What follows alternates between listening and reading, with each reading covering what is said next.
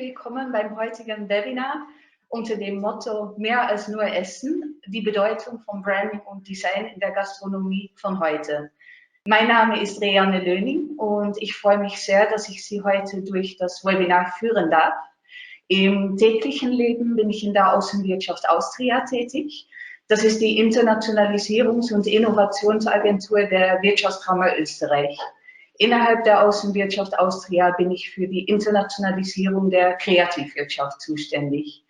Kurz zusammengefasst heißt das, dass wir österreichische Unternehmen aus Design und Interieur, aus Mode, Musik, Film, Kunst, Kultur, Architektur und PR und Werbung dabei unterstützen, wenn sie ihre Produkte und Dienstleistungen exportieren möchten. Zu diesem Zweck haben wir einerseits ein sehr umfangreiches Förderprogramm mit den sogenannten Internationalisierungschecks, die von Unternehmen beantragt werden können. Und andererseits organisieren wir sehr viele Veranstaltungen im In- und im Ausland. Und diese Kreativwirtschafts-Webinarreihe ist Teil unseres Angebotes. Wir setzen diese Reihe gemeinsam mit unseren Kolleginnen der Kreativwirtschaft Austria oder kurz KAT um. Die KAT ist ebenfalls Teil der Wirtschaftskammer Österreich und hat ein sehr umfangreiches Angebot an Serviceleistungen. Einerseits, um österreichische Kreativunternehmen beim wirtschaftlichen Erfolg zu unterstützen und dies zu fördern. Und andererseits auch, um die branchenübergreifende Kooperation zu fördern.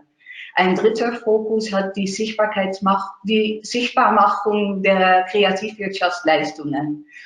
Wir setzen diese Kreativwirtschaftsreihe seit 1,5 Jahren um und berichten 5 bis 6 Mal im Jahr aus Kreativwirtschafts-Hotspots der Welt.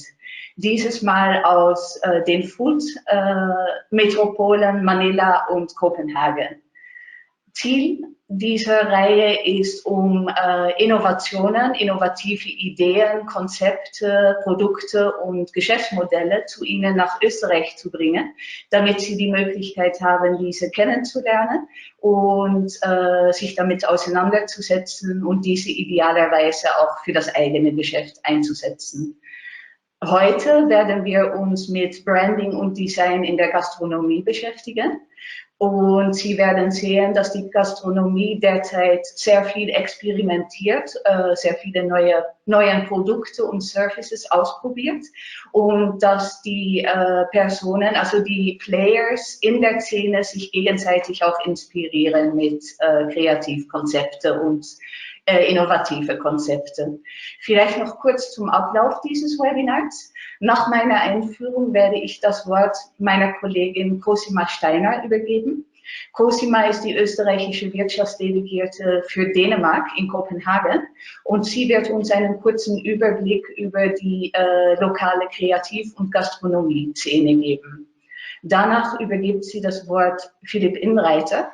Phillip Inreiter kommt ursprünglich aus Oberösterreich und hat sehr viele, sehr vielseitigen Erfahrungen in Japan sowie in den Kopenhagener Flagships von den weltbekannten Restaurants Noma und Relais sammeln können. Und aktuell ist er Inhaber des sehr innovativen Konzeptes Ramen Joint.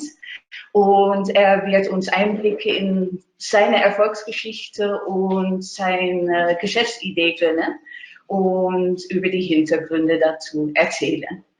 Nach dem Beitrag aus Dänemark reisen wir weiter nach nach Manila, Entschuldigung, wo die österreichische Wirtschaftsdelegierte für die Philippinen, Christina Stieber, uns einiges über den philippinischen Markt erzählen wird.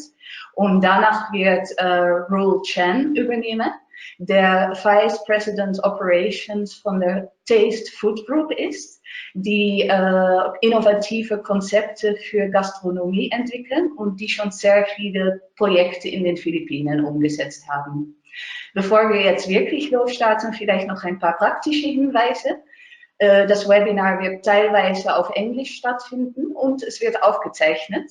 Und wir werden Ihnen in circa 1 bis 2 Wochen den YouTube-Link zur Aufzeichnung sowie die Präsentationen der Vortragenden zukommen lassen, damit Sie sich alles nochmals in Ruhe ansehen können.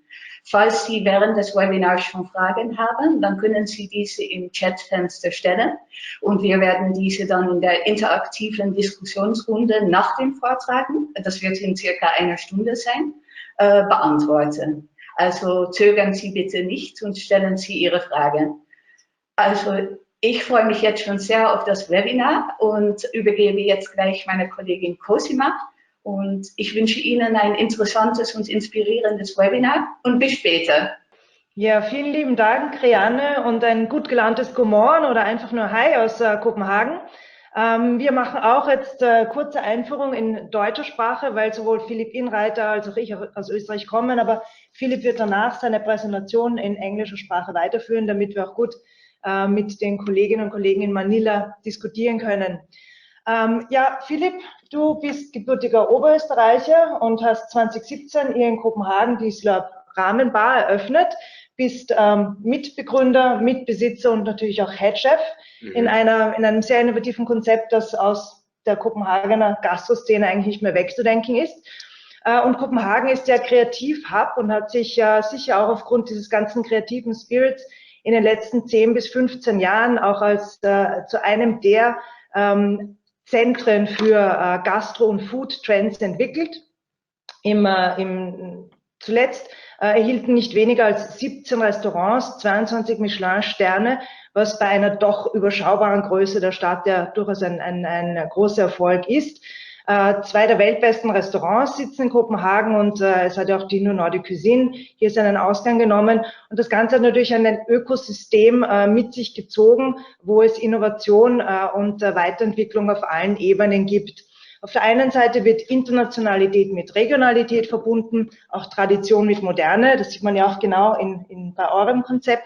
Saisonalität ist gefragt. Es werden auch neue Restaurantkonzepte ausprobiert. Durchaus auch bekannte Dinge, die also wirklich über hunderte Jahre schon Tradition haben, neu interpretiert. Ich denke da vor allem an gemeinschaftliches Essen, wo sich dann Leute auch auf einem großen Tisch gemeinsam bei demselben Menü, das sie essen, kennenlernen. Auf der anderen Seite auch wieder die Trends zum Private Dining und so weiter und so fort. Und natürlich sind auch, wer in Kopenhagen schon mal war, weiß, dass also die Streetfood-Märkte, die teilweise auch wirklich in ganz abgeschiedenen Bezirken entstehen und dann wirklich zu einem richtigen Buzz in diesem Bezirk sorgen. Also die sind nicht mehr aus der Szene und aus dem Stadtbild hier wegzudenken. Branding, Marketing, Design haben natürlich sehr stark dazu beigetragen, dass die Kopenhagener Szene sich auch international so gut positionieren konnte. Wichtig auch, es ist also ein enges Netzwerk, recht engmaschig, man kennt einander, man kollaboriert, man arbeitet gemeinsam und es geht nicht nur darum, um den eigenen Erfolg zu pushen, natürlich ist das auch sehr wichtig, aber es geht auch darum, grundsätzlich zusammenzuhelfen und die Szene gemeinsam hier auch international bekannt zu halten. Food Tourism, mittlerweile auch ein sehr, sehr wichtiger Faktor, eben allein dadurch, dass auch die Szene so gut versteht, sich international zu positionieren und auch auf der Social Media Klaviatur natürlich sehr, sehr gut spielt, ist Food Tourism ein ganz wesentlicher Bestandteil auch geworden mittlerweile, damit diese Gastro-Szene einfach auch erfolgreich ist und erfolgreich bleibt. Und auch untereinander ist es so, dass die einzelnen Lokale sehr gerne Empfehlungsmanagement betreiben. Das ist nicht nur Word of Mouth, sondern durchaus auch über Instagram und die anderen Kanäle, die es so gibt. Soll heißen, wichtig natürlich auch immer, dass man ein Lokal designmäßig gut präsentiert, dass man auch die Speisen gut präsentiert, sodass die Influencerinnen und Influencer und Touristinnen und Touristen einfach schnell ein Foto machen können und das posten und natürlich dann noch mehr Credibility erzeugen für wirklich die Qualität und die Innovativität der Szene. Aber das ist auch schon von mir, weil der Experte sitzt neben mir, der wird einfach mehr erzählen. Phillip ist ja Foodie seit Geburt. Du hast, glaube ich, mit 6 Jahren angefangen zu kochen, wie der Mythos es sagt. Hast, wie gesagt, wie Rianne schon erwähnt hat, in Top-Lokalen in Dänemark gearbeitet, warst aber eine Zeit lang in Japan, wo du in einem der Top Ramen Joints nicht nur die Liebe, sondern auch die Kenntnis hinter Rahmen gefunden hast oder gelernt hast und hast die Konzepte dann und das Wissen zurückgebracht nach Kopenhagen und in wirklich guter Kopenhagener Manier etwas ganz Neues, Innovatives eröffnet. Somit freue ich mich sehr, etwas mehr über deinen Werdegang, über deine Erfolgsgeschichte zu hören, aber natürlich auch über deinen Einblick, über den Erfolg der Kopenhagener Szene, wie sie arbeitet, wie auch eben Branding, Marketing und dergleichen hier angewendet wird. Ich bewege mich in Kürze aus dem Bild, bin ganz am Ende wieder mit dabei, dann wie gesagt in englischer Sprache bei den Q&As, wünsche in der Zwischenzeit wirklich zwei sehr, sehr interessante Präsentationen und darf nur am Ende noch ein paar Worte in eigener Sache sagen.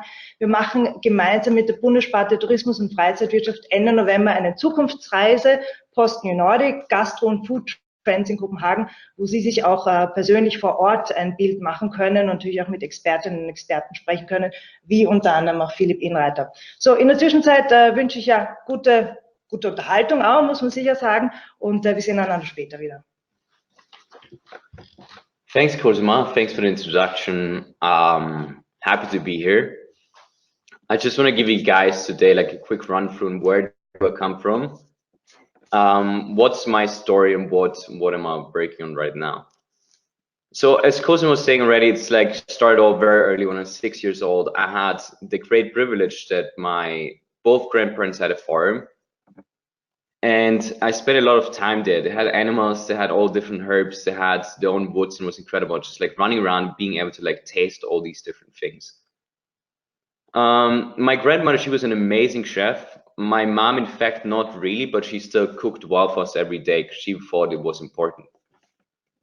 However, though, I didn't come from a gastronomic family at all. I just always had just this curiosity of like exploring and like trying different things. And so when I was 10 years old, there was like a boy choir, and I wasn't really a good singer.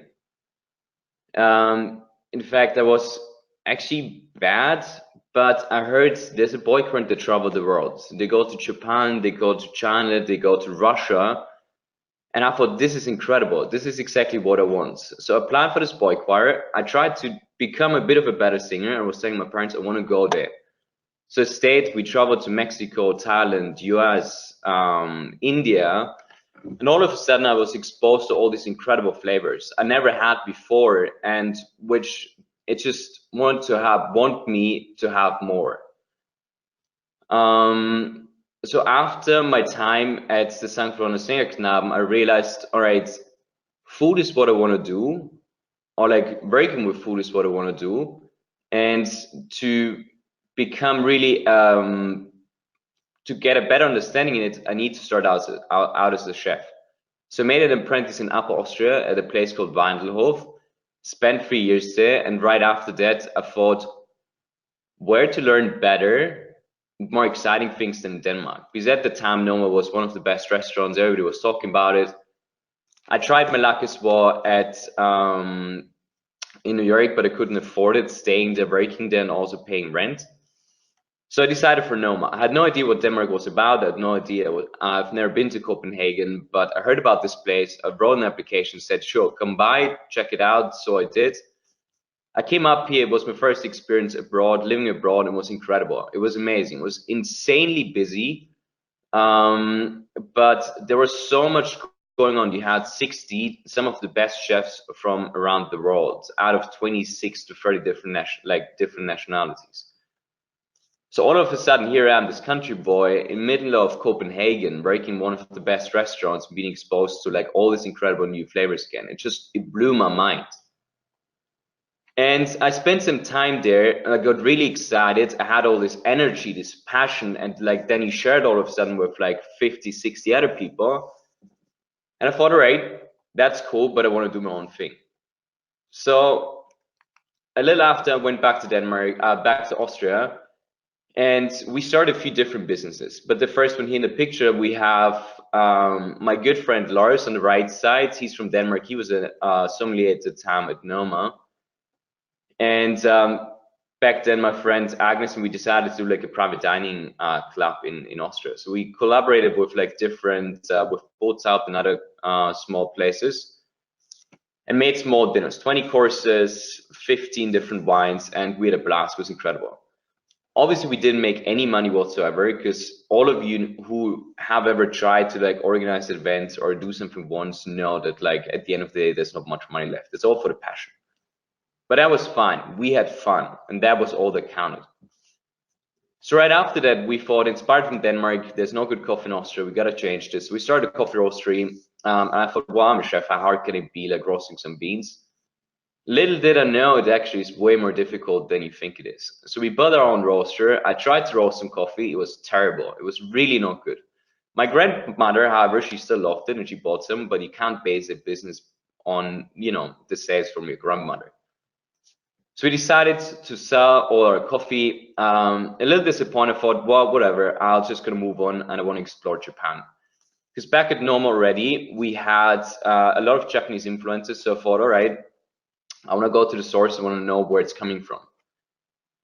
So I wrote an application to these guys at Ryugin. Ryugin is a 3-star Michelin star in Roppongi and considered to be one of the best restaurants in Japan. So I flew over there. I've never been to Japan, but it was mind-blowing. I've never seen anything like it. There's so much good foods you can't imagine. I probably assume some of you guys have been to Japan. It's outrageous. So here I am in this Japanese restaurant, full on traditional. They got 3 stars. It's called kaiseki cuisine, so that just means it's a multi-course menu. And all of a sudden I was working with all these Japanese chefs. Nobody speaks English, of course. I didn't speak very well Japanese either. None, in fact.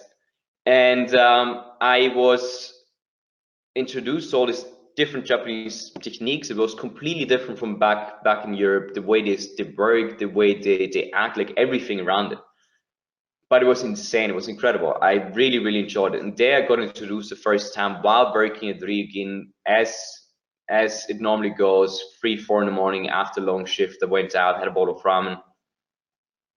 Really enjoyed it. Didn't think much about it at the time, but still, however, I really enjoyed it and thought maybe I should do this one day. But after Japan, I thought and decided I want to go back to Denmark. I want to work at one more restaurant, which was on my list, which was Relay. And Relay, what they do, they have their own farm. They have some of the greatest products. It's all organic. And I just want to work there for a little while and see how they run the kitchen and just get a better understanding in general. So I was working there for a while, but like this feeling inside of me of like opening up my own place and doing my own business again, just it didn't go away. It was always with me. And like wherever I was working, it was nice and I learned a whole bunch of things I'm incredibly grateful for, but it wasn't satisfying.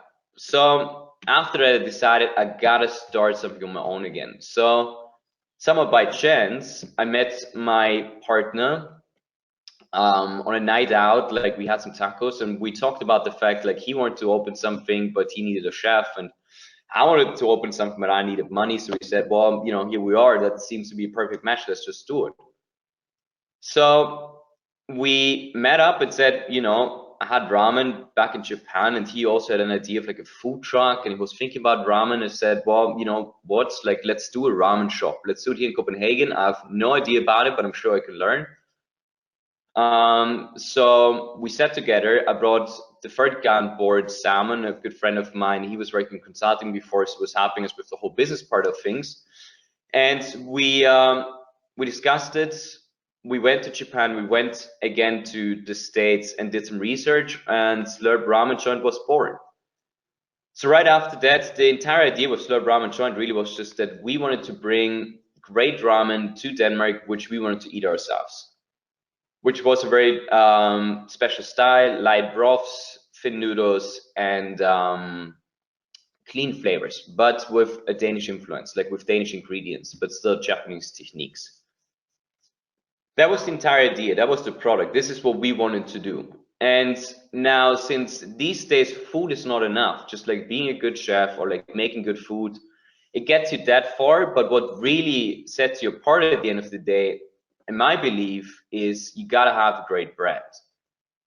Brands become more and more important, and especially the way how you approach them. Like restaurants, going out to eat is a lifestyle. It's not just like going out to eat because you're hungry. You go out to eat because you want to be, you want to have sort of a part of this, like you want to be part of this place. You want to experience it. It's about an experience. And so we thought about, well, ramen, it's street style, it's pretty cool. So the brand equivalent needs to be, it needs to represent it. So was heavily inspired by like a lot of fashion brands like Stussy or like Ape or the 100s, which they're all like, they have this energy, this young rebels, you want to change something, want to do something cool. And somehow this was the idea what we tried to do with Slurp as well. So we had incredible brand designers which were helping us, Iron Flag here from Denmark. And as some of you might know, like Danish people are just very good when it comes to aesthetics, branding and all of that. So we worked with them, and we had this guy from Japan, Hisashi Okawa, which helped us to like design some mascots, which you see here in the picture. This is Norman. And that really helped us to like kind of make it all a bit more playful, and also people kind of recognized it. Oh, it's like this dog. They didn't know Ramen, but like they recognized the dog. So it really helped us to have this mascot. And obviously the next thing is you got to source great ingredients. You got to make sure you have the best stuff you can possibly have. And then also, most important, you got to have a great team. And here in Denmark, you have some of the greatest chefs, as said. They all come to work at Noma, and then for some reason they hang around.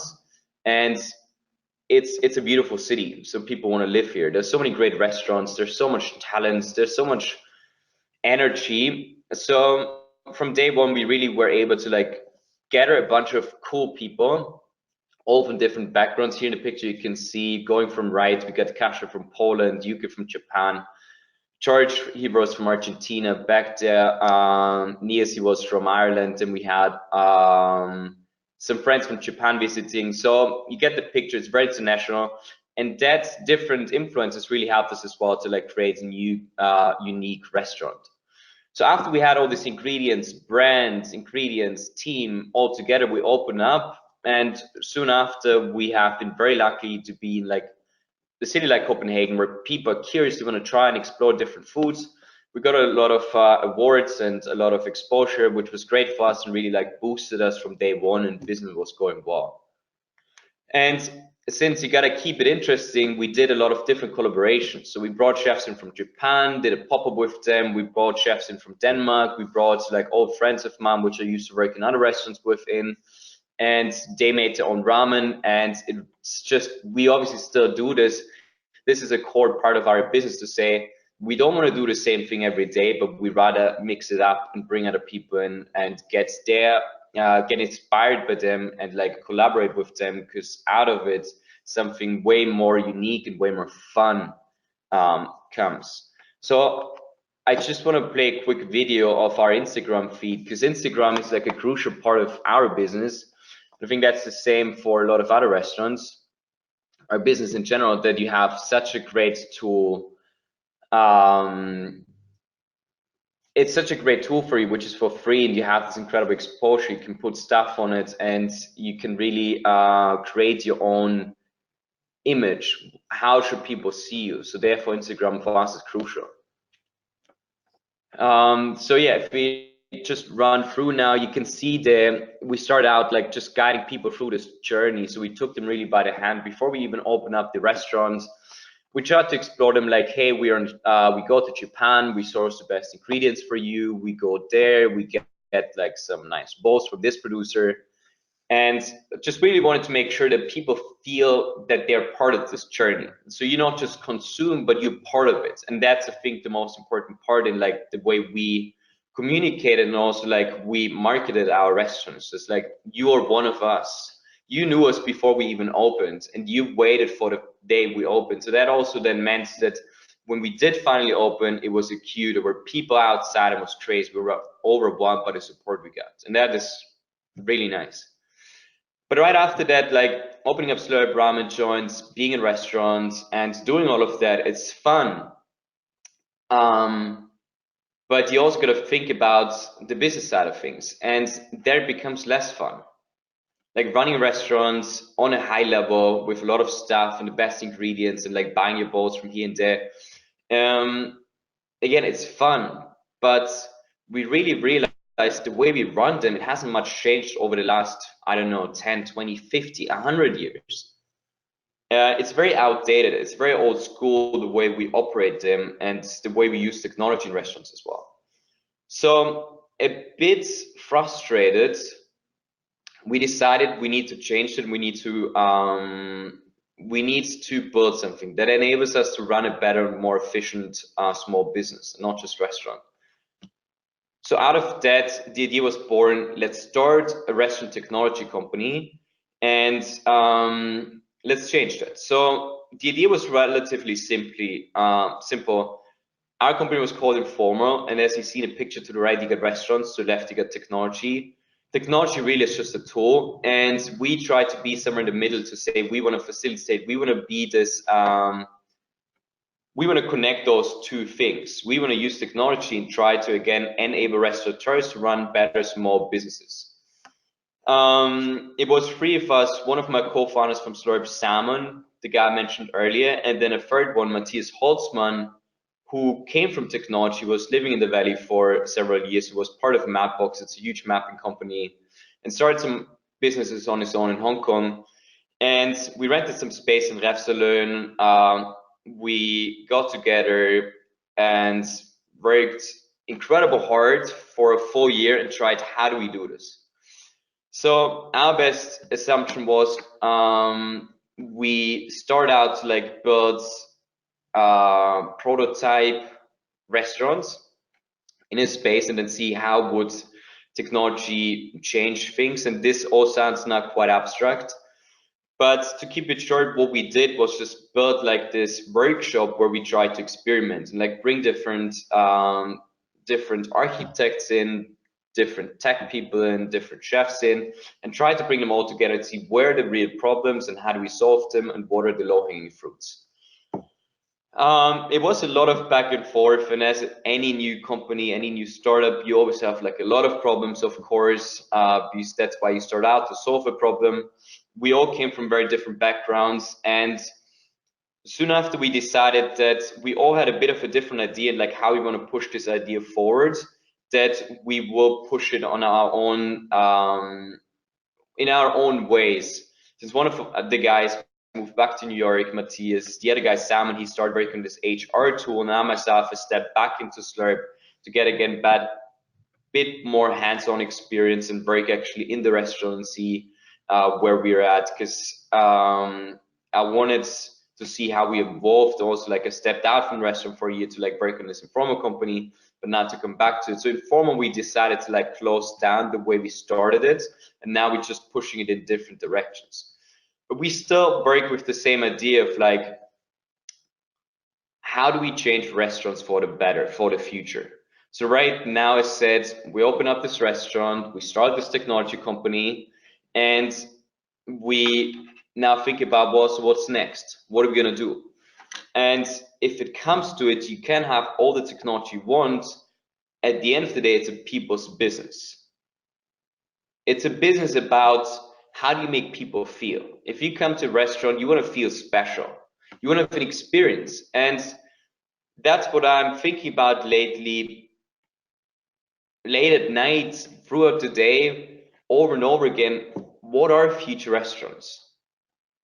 How do we run them and how they're different? Like being in Denmark and being exposed to Noma, to Cadeau, to Amas, you name it, to all these incredible restaurants,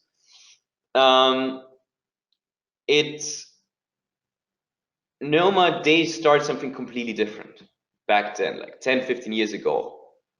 And now they have, this restaurant has been open for 15 years, to just reopen again. And the question is like, what is the next thing?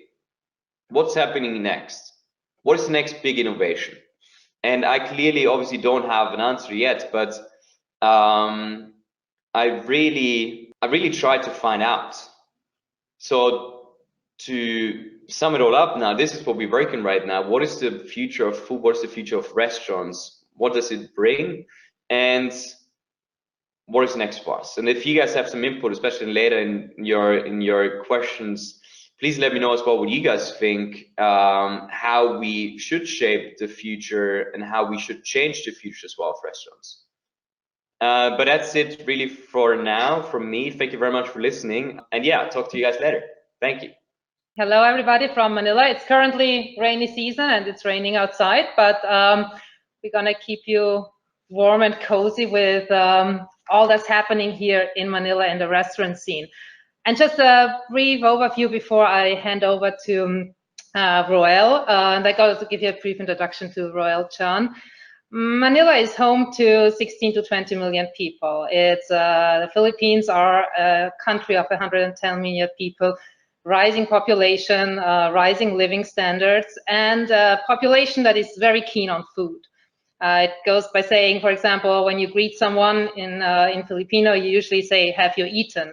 which gives you an idea that it's all about food, and food is important, and where you eat is important, and what you eat is important.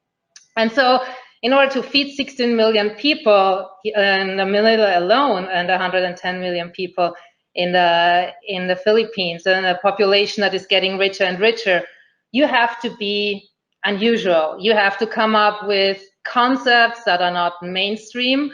You have to make your mark on the scene here. And one of the companies that certainly did make a mark here is the Tasteless Food Group.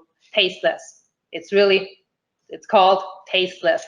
And the name as such is already part of their concept. And Roel, he's the Vice President for Operations of the Tasteless Food Group, will tell you a bit about where they're coming from, what their concept is, and how they actually enter the market, what they perceive as making a mark here in the Philippines, in Manila, on the restaurant scene. Roel, as such, is now the Vice President for Operations of the Tasteless Group, but Roel has a Bachelor in Biology, but then also a Master's in Integrated Marketing Communications, graduated from business school. He also worked as a paralegal, so his background is very broad and very varied. But he's also, for his young age, recipient of several awards, among which is the Young Market Masters Award for top marketing achievers below the age of 35. And he was also a grand winner of the InnoLab Startup Studio for the Best Tech Hub Startup Concept. And from technology, the Tasteless Food and his business partner, Charles Pau, who unfortunately cannot be present today, as a tech company, they went into food. And I'm very curious to hear how they did that. And I'm very much looking forward to the presentation Roel is going to give us and showcase you what the Philippines have to offer when it comes to restaurants. It's a bit of an odd shot, but we'll try to woo you nevertheless and make it interesting for you. So Roel, it's all up to you, and taste this. Thank you, guys. Thank you, Christina. Thank you for that introduction. We are very honored to be part of this webinar. And as Christina mentioned, we are from Tasteless Food Group, quite a unique name for a restaurant, but I have a perfectly good explanation for that.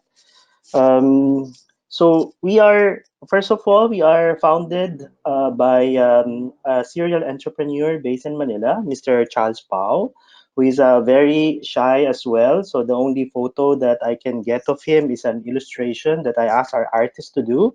And he also was on the cover of the F&B report, one of the prominent industry magazine in the Philippines, for our work in one of our food hall. It's unfortunate that Charles cannot join us, but allow me to share with you as much learnings that I can provide to our viewers, and hope you pick one or two lessons from our lessons in this side of the world. So Tasteless, as the name would tell you, we have no taste in terms of us being no bias in terms of flavor. We believe that flavor, we believe that in the restaurant scene, flavor is relative. It would depend on the culture, it will depend on the timing, on the season. It will depend largely on the trend, on even a lot of social stimulus that's affecting the type of flavor that the market wanted. So when we created the restaurant group, we look into sharing the type of cuisine that will depend on what's the prevailing trend. But then again, there's a thin line between innovation and gimmicks. We don't have to be loud. We don't have to be fancy and trendy. What we intend to do is to provide a true innovation that would create a new market, a new opportunity. The word innovation is not much used in the industry in F&B, but just to share with you, part of the business of Mr. Pao is in the gadgets retailing. And in gadgets retailing, we represent brands like Apple, Fitbit, Marshalls. So we have about 80 stores in the Philippines that's doing that. So as you can imagine, our business idols are in the Silicon Valley, and the type of mentality that we acquire is the startup innovation mentality. That's why you can see a lot of that words coming out even as we move into the restaurant business. Tasteless is about 8-year-old. We're not that we're new, relatively new as against our main competitors here in Manila, but we're growing very fast. In the group, we have 15 unique concepts. These are all active concepts. Not everything we do turns into gold. Some of the concepts that we've opened also close. There among the 15 concepts that actively operating right now, 10 of which are original creations, and to date we have 49 branches operational. By the end of the year, we should be ending with about 52, 53 branches, depends on whether we can open it on time. So we are, in a way, a factory of concepts. There's a lot of innovative thinking, a lot of trials and error for us to truly capture what the prevailing demand is in the market right now. And what I'm going to share with you is that phase of pre-operations, that phase of when we imagine, when we decide, how we conceptualize the concepts that we have. This is just a few of the concepts that we have out of the 15 that we actively have right now. You can divide it into 3. We have the franchise concepts, which we represent from a principal, a foreign principal. Hanamaru-ken is our ramen chain that comes from Osaka. We are the only operator of the brand outside of Japan, actually outside of Osaka. They have around 50 stores in Osaka, but there's not even one store in Tokyo, so they're very much regional. But because Charles is a fan of the brand, he has been courting the brand for 5 years, and by sheer insistence, he was able to get the brand, the founder, to trust us. So we are the only Hanamaru-ken chain store outside of Osaka right now. And also Pizza Express. As you know, it's a UK brand.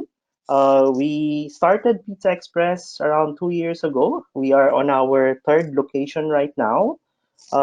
Pizza is a very competitive segment, but we admire how this group operated on such scale and on such efficiency. So partnering with them helps us learn, and at the same time, we're able to deliver the same working philosophy for Pizza Express to also make its mark on our part of the globe. The second group is food hall concepts. Tasteless Food Group is actually known more locally for our food halls. We have two food halls that's actively operating right now. The 3rd food hall should be open before the end of the year. The food hall, I'm not sure on your side, on your country, whether you also have food halls, but essentially it's like a food court. It's like a big cafeteria. But of course, we leveled it up to the next level. We are mainly operating into a mid and premium scale and premium concepts. Later, I will talk more about the food hall concepts and why it's in a way very efficient for us in the Philippines. And of course, the standalone concepts, this is just a few of the original concepts we have. We have Scout's Honor, which started as a cookie shop, and now it's a full dining restaurant. We have chicken restaurant, fried chicken, umami chicken restaurant, Bad Bird, which is Philippines is a chicken country, so we love chickens here. From Bad Bird, we have Foul Bread, which is a sandwich, a chicken sandwich shop. Le Petit Soufflé is a French-Japanese fusion that we had as part of our concept for the last 5 years already. And Wrong Ramen, which is one of the cases that I will present to you later.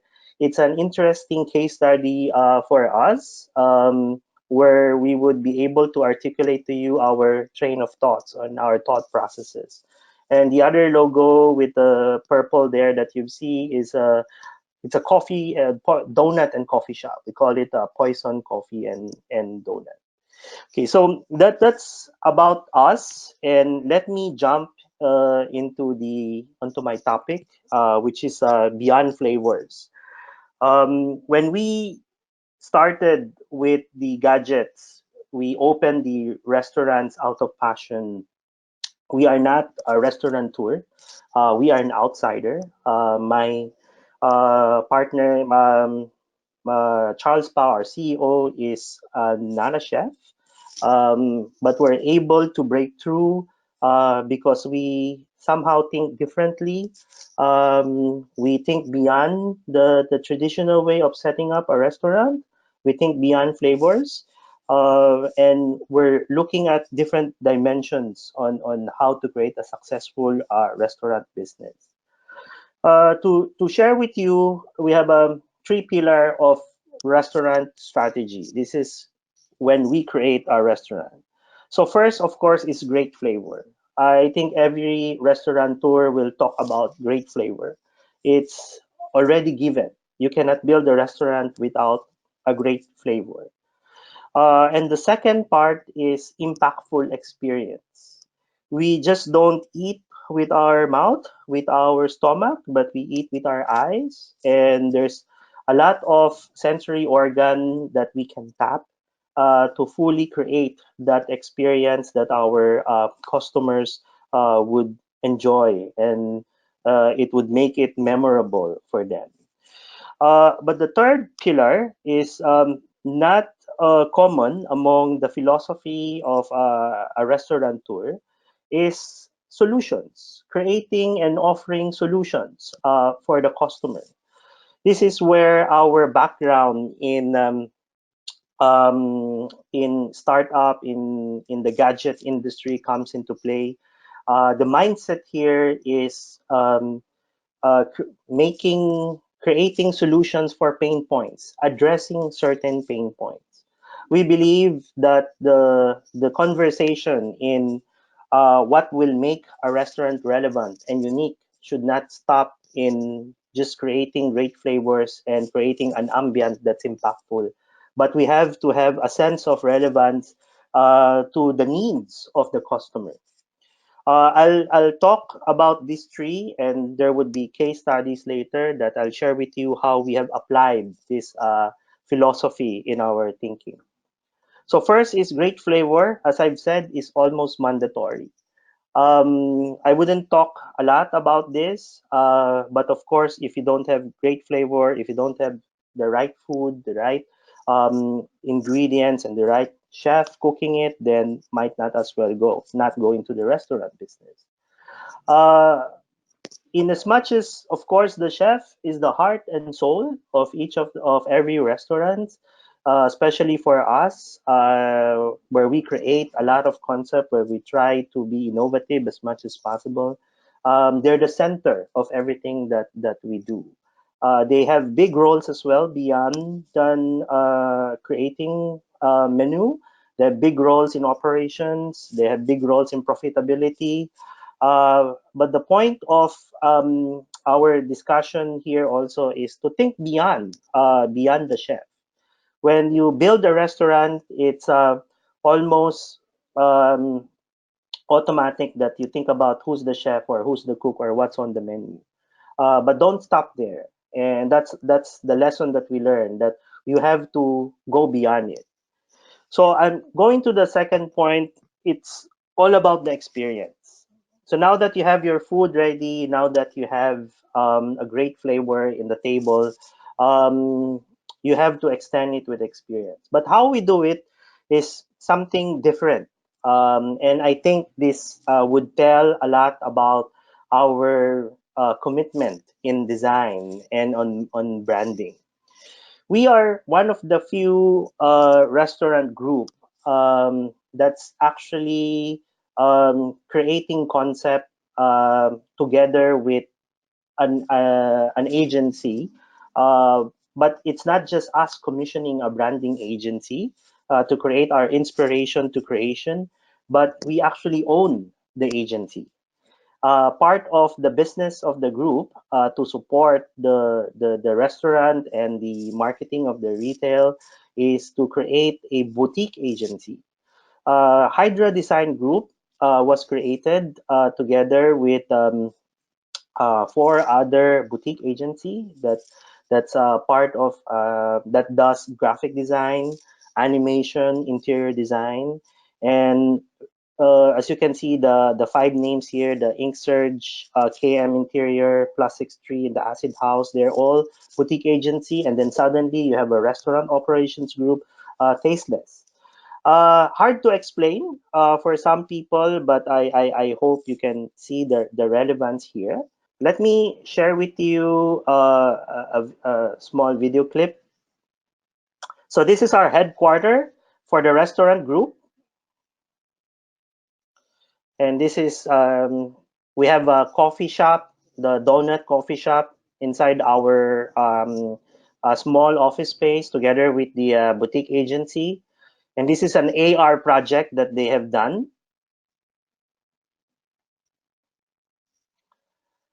Part of the agency is we have a boutique animation agency that created this for us.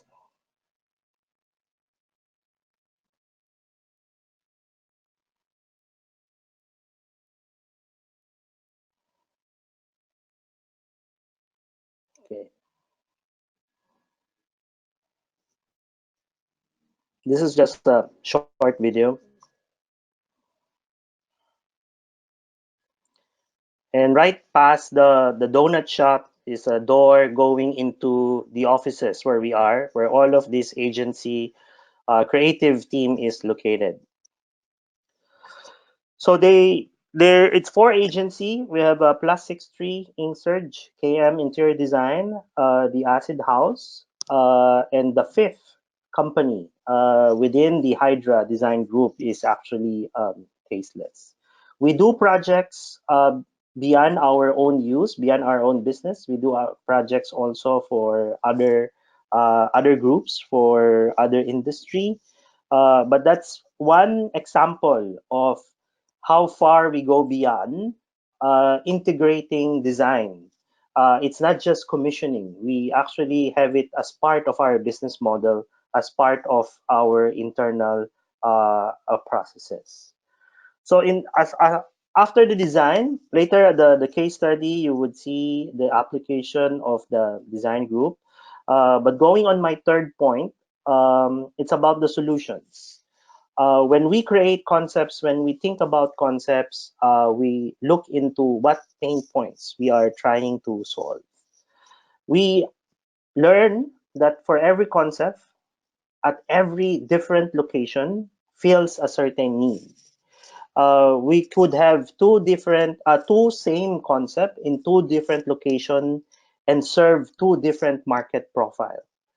So having that information, being driven by insights on what the consumer wanted, on what's the need and what's the pain point, what role do we have as a restaurant, more than just giving experience and flavor is quite important. How we integrate this internally, one of the first department that I created when I joined the group is actually a corporate planning department. To date, we have 4 person who are statisticians, who are graduates of math and statistics courses. They're not chefs. They're not in marketing. They're not in design, but they're in data. In our own way, we try to be as scientific as possible. So having that corporate planning group where our team looks into all sorts of metrics, from food costs all the way to consumer insights. We have different methodology that we do inside the company to evaluate which strategy works, which menu works. Though we are still on an early stage, but that's how committed we are to drive our concepts with meaningful insights, with data that we can support. On the pictures, as you can see, we have ladies who drink wine, a little bit of sharing. This is one of the driver when we created our food hall concepts. In the food hall, where you have multiple tenant, multiple concepts inside. The insight that we get here is you want to have fun with your friends, to go dine out, you want to have drink, but not all the time you can agree on what cuisine or what food you want to eat. What's common is that wine bottle that you want to drink. So when we created the food hall, we tried to remove some compromises. In food court, you compromise on the experience of dining on a pleasant table and chair, and the type of service that you get. And this is something that we put into place in the food hall. We have a cookie shop that we've developed a dog cookie because our data told us that our customers are into pets, and they have dogs, and they love their dogs, treat it as part of the family. And when they go out to dine, not all restaurants would welcome them. So aside from welcoming them inside the store, we level it up. We created something for the pets to eat. So this is just some of the example on how we address pain points in creating concepts. A few of the case study that I want to share with you on our homegrown concepts. We also have our own ramen place. We are Asian, but we are not Japanese, so ramen is not created by us. But this is a concept about 5 years already, more than 5 years already. So 5 years ago, we created our first ramen shop. The name of the shop is Wrong Ramen. And it's not a surname, a Chinese surname or a Japanese surname. It's literally meant wrong ramen. It's not the definition of not correct. It's the wrong ramen. It's interesting how this came about. We don't have Hana Maruken ramen back then. In fact, we find it very hard to convince Hana Maruken to come to work with us. So out of our love for ramen, our frustration to have our own ramen brand, we created our own, and we tried to make it very different. When we conceptualized Wrong Ramen, the insights here is this is the period when everyone was talking about authenticity. When everyone was talking about where they come from, what's their origin, their recipes, an heirloom recipe. And I think a lot of that causes some fatigue to the customer. And it drowns out some uniqueness to new operators coming in because they're going to be probably telling the same story. So when we created Wrong Ramen, we intended to be inauthentic. So as you can say, we are authentically inauthentic. We have created dishes. We have created food that is not the usual ramen, and we poke fun into it. We embrace it. We did not hesitate. So we use humor, we use wit to position ourselves and appeal to be an honest and unpretentious in the ramen scene, and people love it. This restaurant have had loyal followers, um, and we, even in our marketing, in our communication, as you can see, we embrace it. One of poster would read, "Right ramen is made by Japanese cooks. Wrong ramen is made by idiots who think they're better than Japanese cooks." This type of humor allows us to be who we are. And so we have created a menu where the traditional ramen would not be. We have a bacon and fried egg instead of a runny egg.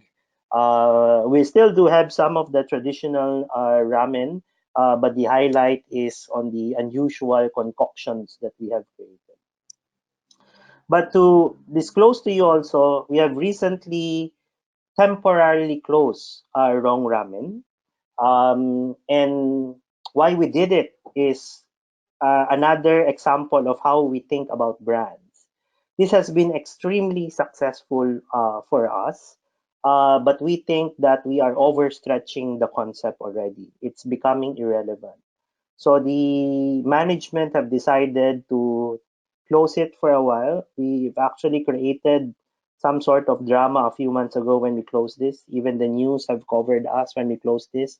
Even the authentic ramen shop have tweeted about us to give tribute when Wrong Ramen was closed. But we're actually moving this to a new location. We're not telling anyone yet. So probably be the one of the few person who know. But this is how we understand how we would try to build a brand that is long lasting.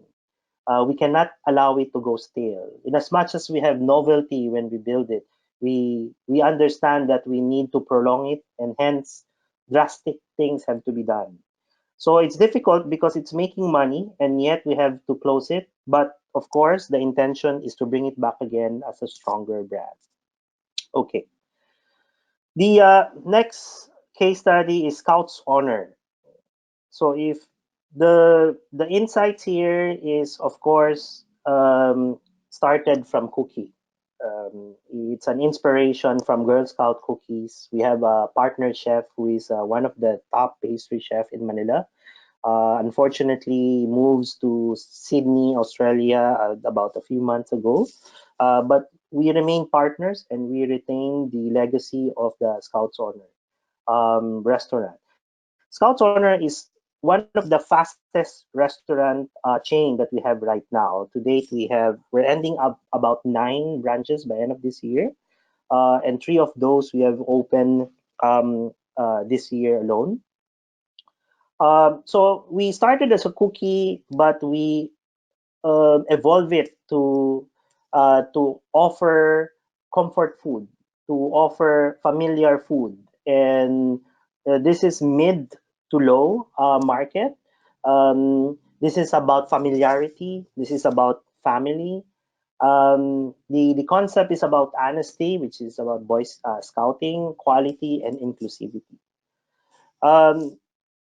We serve craft cookies, comforting hot meals, and it's a place for the whole family.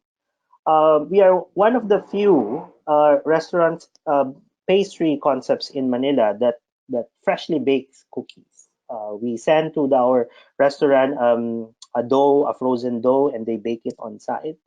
Then we have the rice meals, the typical Filipino breakfast rice meals. So it's an all-day breakfast dining, and of course, beverages.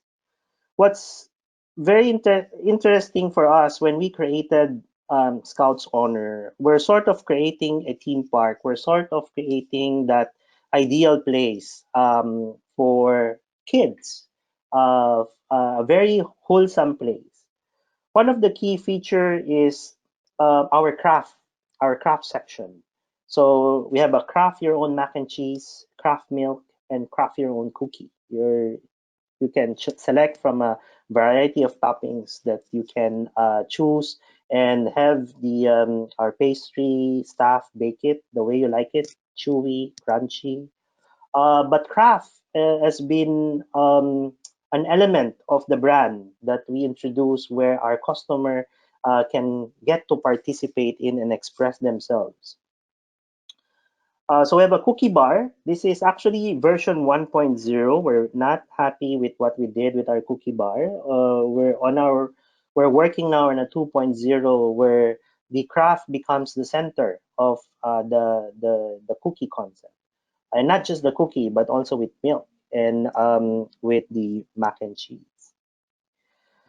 Because we're a family dining place, we offer some board games. I'm sorry for the image of the board games. It's not that good, because people always take away our board games as a souvenir or for themselves. So I never get to have a really good display of the board games.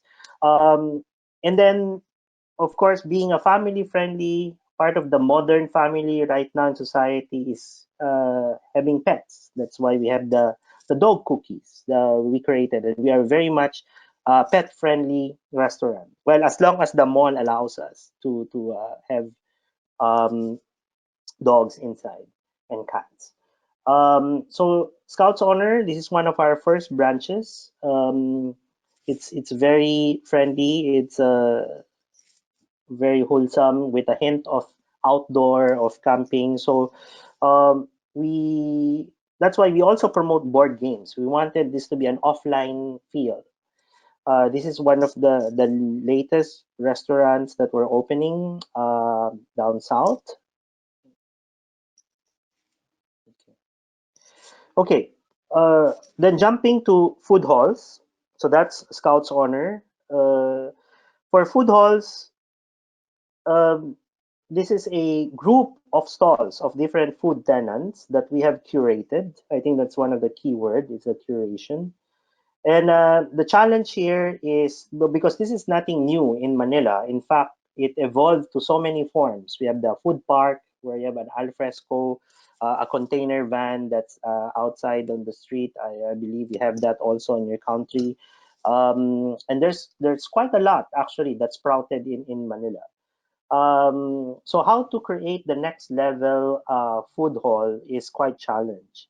And for every brand that we created, we look for powerful insights. And what we have here is conversations. We want the restaurants to foster conversations among the guests. So we believe that the concept should have good food, happy company, and a lovely place, a lovely space. And we needed to design the space that is timeless, not trendy, not too faddish. And the concept is revolving around developing a food hall for prominent chefs. It's quite unheard of for a chef to be part of a food hall. Of course, they wanted to have their own names with their own restaurant, inline restaurant, with their names on the signage. But here it's part of our challenge to convince them to be part of that marketplace. Probably I'll just move over the slides to show you different pictures. So this is the food hall that we open in the grid. It's already operating. And this is the second food hall that we're operating, a joint venture with the mall. Okay, it's inspired from a train station, and it's all about the people. It's a bigger food hall, which will open by end of the year. It's called Public Eatery. Okay, that's it. It was very inspiring and insightful. And this also goes for the contribution of Phillip. So I would now like to invite the others to come back as well. Thank you so much again for the very interesting insights. I think we can conclude from these contributions that It doesn't matter if you are in the cool Nordics or in the hot tropics. There is a lot of potential for creative businesses to get involved in gastronomy. And I think it's also interesting to mention that in Denmark, the food and gastro sector is even officially part of creative industries, if I'm not mistaken. Yes, and now I would suggest that we continue with the questions, because I've seen that there are quite a lot already. The first one is for Philip. It's quite easy, actually. The question is, what's the name of the two renowned restaurants in Copenhagen?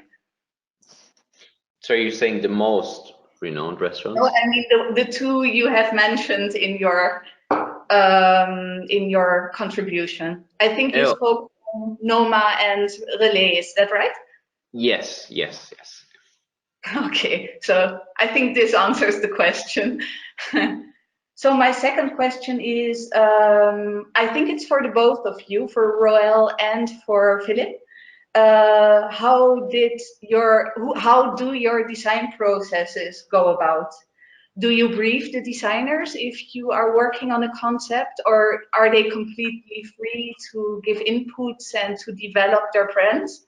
Or do you have a central person who takes care of that and who has the handwriting? Roy, you want to go first? Okay. For our end, yes, we do brief our designer, but we give them some liberty on making suggestion. It's more collaborative. There's really no one formula, but we tend not to dictate. But it always has to be justifiable in terms of numbers, in as much as we can. But there's liberty on giving as much creativity on their works. Yeah, I guess, I mean, for us was so far, Slurp as well as informal. The big difference is then like who you choose your work with, and they all have the very unique style, and we want to embrace that. So we don't want to give them too many, we don't want to brief them and say, this is what we want. We rather approach them in a way of like saying, okay, we know your style, we know what you do, so go with it. These are just a few key points which you should keep in mind, but then we really just want to see what you come up with. So to answer the question, we try to keep it very, very creative and very open. Great. And another question is, I assume you are also open to collaborate with Austrian designers or creative entrepreneurs, and what is the best way to approach you, and how would that go about? Should they write you an email or give you a call? Oh, yeah. Yeah, if anybody shoot it. Yes. Yeah, email is best. I don't know if we can like show the email address in somewhere. If there's any graphic designers or something which you want to share something, would love to see. Be cool. Yes. Wonderful. Yeah, likewise in Manila, we'd love to collaborate. Great. That's good news. Another question. We have been talking about social media a bit. And Philip mentioned that Instagram is a very important channel for him to promote his enterprise. Is this the main channel, or do you also use other social media? And if not, why did you decide to work with Instagram? Speak for us. Well, Instagram is said it's free. It's so approachable. Everybody spends so much time. If you have an iPhone, you take the screen time, like it's hours we waste, I would say, on these channels, Instagram in particular, and it's way more approachable. Twitter is a fun way to communicate as well. What do you think about Twitter? Do you guys use Twitter a lot? Not much in Manila. We are a Facebook and Instagram country. More Facebook, actually. Yeah. And YouTube. Oh, YouTube. Yeah, yeah. Oh. There's a lot of vloggers here in Manila that we invite, the bloggers that who does short videos about us. So that's quite a big investment also for us. Cool. Do you guys have your own channel? No. Aside from our corporate website, of course, on the Facebook and Instagram, each of our concept would have their own account. Instagram, because food is very visual, so it's a primary account for us. But in terms of engagement, it would be in Facebook, where we could talk to the customers. But you know, for at least for the Philippines, and especially for operating F&B, Facebook goes beyond just promoting. It's actually a place where people complain. So it's something that we try to manage as much as possible, because it's a make or break platform. And as much as you can curate what you wanted to put there, and so is everyone else. And so it's a double-edged sword for the social media. But I agree with you, it's a very important platform for us. But aside from that, at least in the Philippines, we have a big delivery apps. We have food platform, food apps like Zomato, Bookie, because you know in Manila mobility is a problem. So in as much as we have so many branches, but not all people will find it convenient to go there. So the big business here right now is food delivery. And so people get to engage and experience food via that platform. So aside from social media, those apps are now becoming helpful for us. Yeah. Thank you very much. Another question that was already posed by Philip before, and I'm also very interested to hear your opinion, Roel. How do you see the future of restaurants and of gastronomy? What is your vision, and where do you see yourself in 10 years' time? Okay. There's a supply and demand side perspective. When you look at the supply side, at least for us, where we have so many different concepts and so many different talent in Manila, we see a lot of emerging chefs, and some of them are not even formally culinary trained, that just needed a break, just needed an exposure for people to reach out to them. Social media have done a lot for them. But one concrete example that we have in one of our food hall, the Grid in Rockwell, which is an upscale food hall, we had the prominent chef having stalls there, but the top seller is not even a chef. It's a couple who have a very small shop on weekend markets with just a tent, who's selling lobster roll. And consistently from the time we opened there, the top sellers there. So the realization is the future is where we can allow us, where we should have a platform, whether it's an online or an offline platform, where we can allow people to discover food. In the same way how content is being delivered before with traditional media, where it is curated by media company. And then when the social media comes in, you don't actually being pushed with content anymore. You discover content. It's the other way around. You're not just recipient of a content. And so now it could be social media that could help the supply side, the emerging talents out there, the emerging flavors to be discovered, or the delivery apps that I've mentioned, or an offline platform like a food hall, where there a small capital expenditure versus opening your own big resto would allow you to be exposed more. On the demand side, at least in the Manila, where it's highly urbanized right now, mobility is a big issue. When you build a restaurant, it's whether you have a good transport system, it's not a problem there on your side of the globe. But for us, we're gonna suffer this for the next 20, 30 years. Even if you have cars, you can drive around. Every restaurant now will have to think about parking lots. That's another problem. They can go there, but they cannot park. They cannot eat on your restaurant. So that's in a way a problem on the demand side that we have to fix. So more and more that we're actually thinking that the food should be going to the customer right now. Instead of the customer going to the food, it's becoming more ubiquitous. I don't know how it will happen, but the pain point is very, very clear. Yeah.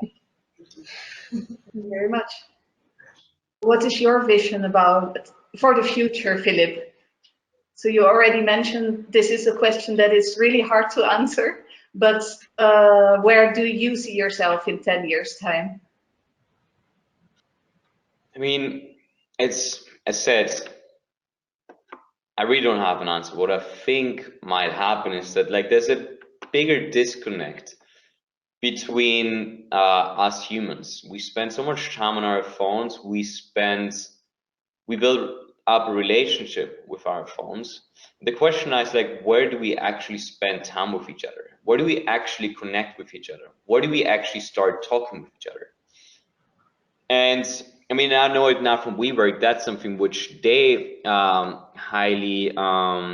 what they highlight to say, well, in the future, where we do spend time together and where we connect, it's at work. But I would also say the same thing, and even way more intimate, that's the case for restaurants. I think these are places where people meet. And so when I think about the future of restaurants, I see them as something way more open, way more, they need to be there to connect people again and to have time to sit down to eat together and to have true human experiences. So restaurants need to be, when we talk about the future of restaurants, no robots, but humans. But enable the humans so they can do a better job and run a better, more efficient business. Thank you. And in Copenhagen, mobility is a bit less of an issue than in Manila because we also ride our bikes. Right. Thanks. I have another question for Phillip. Would you say your business model and strategy are unique for the Danish ecosystem? Because you are working in such a fruitful city when it comes to gastronomy, or do you think there are universal lessons that can be applied in Austria, for example, as well? Right. Yeah. I don't think it's really unique to Copenhagen. I really hope that what we do, you can do some RAS as well, because it's at the end of the day the same exact thing what we did with ramen, right? Ramen is ultimately Japanese, but you just take the techniques and like bring some RAS and then use the ingredients you have from around and like try to like create something that's still similar but resembles the unique landscape we're in. And I think the same goes now with marketing and everything else, like with our business case in general, that you take some of the things we do here and you bring them somewhere else. You always have to adjust. You can't just copy. But I do 100% believe that yes, you can take a lot of the learnings and what we did here and like apply to Austria and Vienna as an example. Thank you very much. Another question came in. How important is the cooperation with the food industry when it comes to innovation, security, and so forth? Okay. For our side of the world, regulation is not as efficient and as stringent as you have there. It has a pros and cons. It's good that we're more free to do a lot of things unregulated, but at the same time, it also poses a threat, whether it's as simple as a food poison or importation of raw material coming from unreliable sources.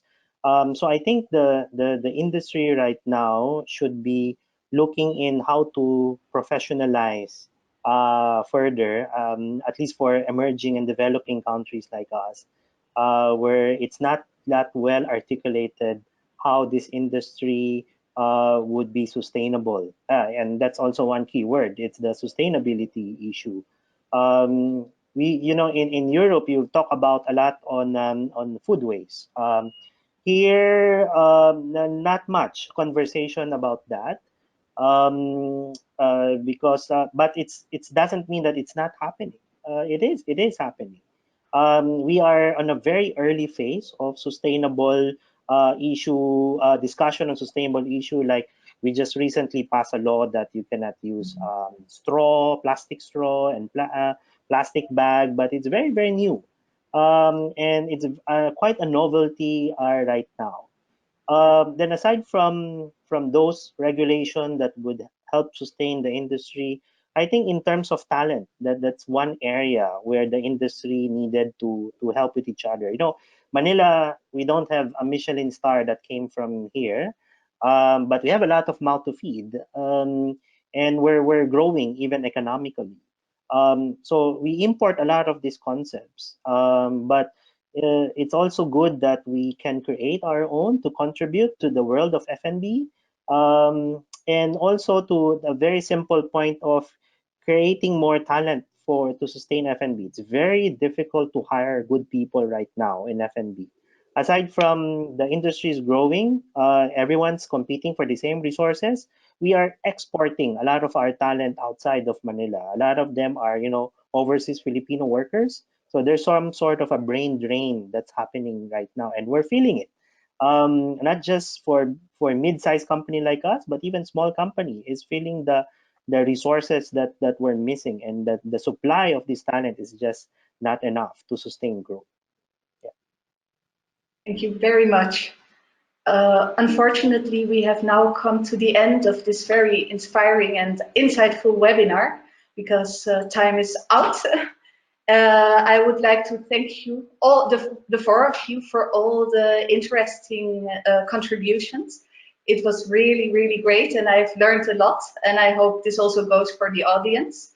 And also, speaking about the audience, many thanks to you as well for being so active and for posing so many questions.